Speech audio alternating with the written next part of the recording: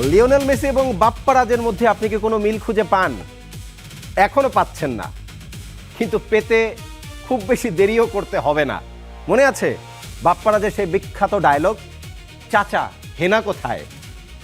যদি Lionel Messi জিয়ান্নো ইনফান্তিনোকে গিয়ে বলে, চাচা কাপটা কোথায়, নিশ্চয়ই বাপ্পারাজের সাথে আপনি তখন লিওনেল মেসিকে কানেক্ট করতে পারবেন, কারণ অপটা সুপার কম্পিউটারের যে হিসাব, সেই হিসেবের 4টা স্পট তো মিলেছে।